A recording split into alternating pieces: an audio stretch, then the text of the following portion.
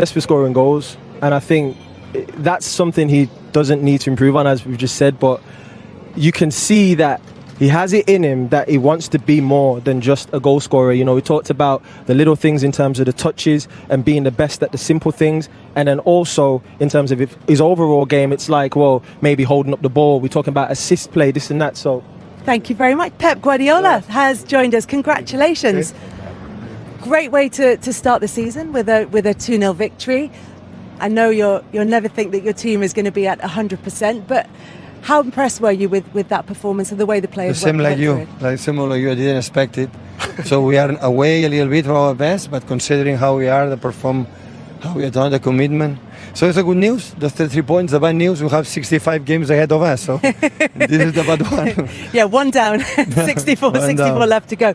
But look, in terms of, you mentioned there about the preparations over this summer. You've had so many players away. It feels like it's almost been bit of a false start to this Premier League season. So how difficult is it to get the players out here ready to go on this opening We day? have an advantage. It's a 9th season together, so we know each other quite well. I know that Bernardo can be tired or whatever, but give you something special.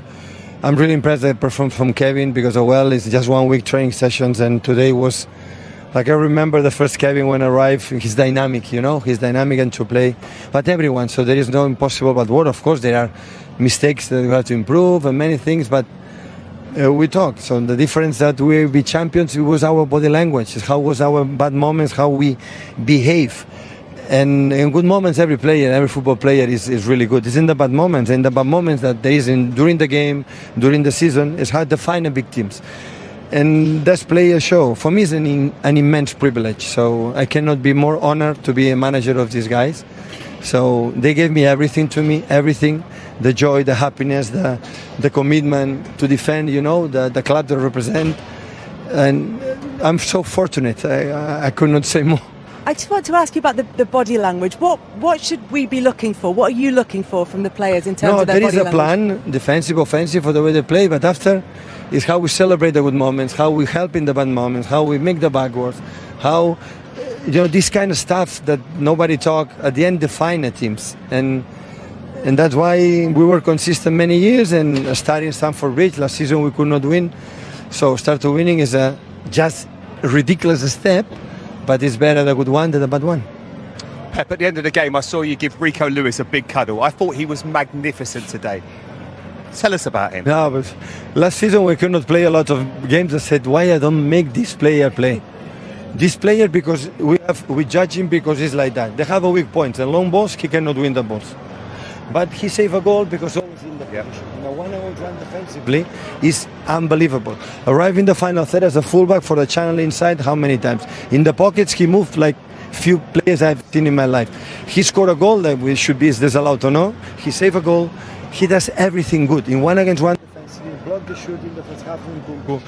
He's always ready. He moved inside, outside perfectly. Honestly, Rico is top player. You're Pep, I'm going to swap microphones with you. It doesn't work? There we go. Perfect. It was not important for us. Can I ask you about Doku? He started on the right and then he went to the left, and that's where the goal came from as well. What was your idea with that? I wanted to be honest. Yes. So I know that Savio liked to play in right and Doku left. And no matter what happened, I have to put Savio in right and Doku left. But I want players to go to attack more the byline, right and left. Yeah. Like the secret is done. They decide. I didn't say anything. In certain point, Doku over there, I said to Juanma, what he's doing? And they change. And after start to play good, and say play good. So that's why I learned that I have to put the players in a position that may be. So, Pep, what you say? You're still learning, even now. I have Bernardo on right, in right side. It's left foot. With left foot, I like with the pockets, the wingers, different foots. I like it, for the channels, for whatever. But at the end, you have to put the players when they feel more comfortable. The other ones is, I learn. Okay. Pep, looks like you're learning very quickly. And pitch side, here we have Jamie Redknapp, Micah Richards and Daniel Sturridge. First, just general reflections, Micah, on that game and what we can take away from it at this very early stage of the season. I think the reflections are ManCity is still going to be the side to beat. in terms of you thought how were they going to start the season? Was it going to be flat? I know previous seasons they've started it with a couple of losses, but today, in terms of control, they knew exactly what they needed to do. They moved the ball really well. Everyone know their positions, and it's just typical Manchester City again. I mean, you're looking at tactically, would they do anything different? Bernardo comes, drops a little bit deeper, knows exactly what he needs to do. We had a debut from Savinho, who looked really well before he got injured.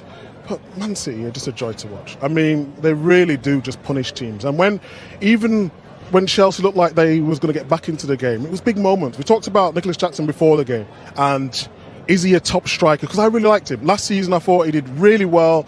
I thought it was just the key moments. And again, we're saying exact same things today. He had two chances today. One where he shouldn't have been offside, and the other where it was a difficult chance. But I know maybe a top striker might just go either side of Ederson. Yeah, when you're saying shouldn't have been offside, you're not saying the decision was wrong. You mean that in terms of his own positioning. Well, in terms of movement. So for me and Jamie, and it's no disrespect to Jamie, when the goal opportunity comes, we get a little bit excited. When it's a striker, it's natural for them to sort of hold their line, and then when to react and stay on side. And he just gambled too early, and these are all the things that he needs to get better at if he wants to be a top striker at Chelsea. And that's the difference between someone like Nicholas Jackson and, look, it's unfair sometimes to compare anyone to Erling Haaland, because he's head and shoulders, sometimes literally above everyone else. But that's the difference, isn't it? That's the levels we're talking about here. It is, yeah. And, I think Nicholas Jackson has great potential, to be honest with you. I do believe he has potential to be able to score goals in the Premier League. Now, he's obviously been put in a position where he's playing. See, we got Mr. Erling Haaland coming in now. And that's why we're making the comparisons, because if anybody's started this season brilliantly, it is Erling Haaland. Erling, thanks so much for coming over to talk to us. Here would be perfect. Thank you. So, start with a win, start with a goal. It looks like the perfect start for you. How do you feel about it? Yeah, 3 points and perfect start. How was that? How was the game for you? How did you find it coming back? First game back in the Premier League, particularly after this summer when a lot of players have been away and there are just a couple of players coming back to full Premier League fitness. Yeah, for first games is always hard, for everyone. It doesn't matter if you had a pre-season or you didn't have I actually had a quite long pre-season, so that's good. So I don't feel perfect because. Not in the perfect shape, but yeah, it's good to start and to win. Yeah, and good to get that opening goal, Daniel. Yes, talk to me about the goal. The way the pass was played into you, you took it, and you managed to sneak your way through. I want you to tell me from your perspective how it felt in the moment. Yeah. I don't know if you remember last year, he had a great save on me, Sanchez. Mm-hmm. Because he always stays a lot on the line, so that's why I took a couple extra touches, and then he's rushing out, and then I knew exactly what to do. Cheeky dink. Yeah, I think it was a really good goal. So Erling, is that what's going through your head? You're thinking, I know what he did against me last season. He didn't let me score that time. I'm not going to do that again. This time around, I will score against him. I remember for the last year, it's been irritating me for a long time. So that's why I took a couple extra touches, and then it was a perfect goal. How important as well, you've got that right arm out. Cucurella tries to stop you and you just use your strength just to get some balance, and then obviously the finish as well. Just there, that strong right arm. Yeah, and also with the Colwill as well, to get it past him. So yeah, it was a nice goal. I mentioned on when we was in the studio, the first touch was with the right. It was right left combination. And me as a left-footed attacker as well, when those balls are coming in on the right foot, it's like, make sure the first touch is right. Make sure the first touch is right. Is that something you train on in the training pitch? Because you're in the box a lot of the time and your first touch has to put you in the positions. Yeah, and this is also what Pep says to us every day. The best players are the best on the easiest things, as touching it with your right and pass with your left. So this is an important thing, and he says this to me a lot. Can I ask you about your position tactically? I know sometimes you're making a lot of runs, and maybe from a defender's point of view, we don't look at it and say you've had a great game, but you continually make them runs and just wait for that right moment. How important is it that you keep doing that? Yeah, I think in the end what I want to do is to help the team and to make the team work and to get the other players in better positions, you know, to get an extra meter for Bernardo Silva, number 10, and if I can stretch the centre backs 1 meter, I will do it with a run. And it's hard, but that's my job, and that's why I'm doing. I have a question for you in terms of your personal development. What is it that you want to improve on as a player this season?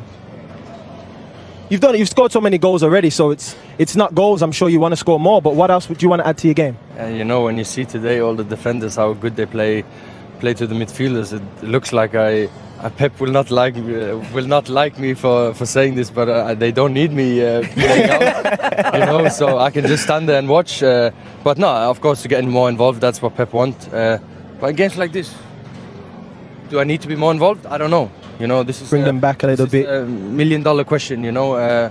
But of course, I want to improve as a overall player. You know, with the ball, I want to give more assists back to the players that give me assists. So I want to become overall better footballer, like a player, not in terms of goals or anything, just a player. We know you can do that already, man.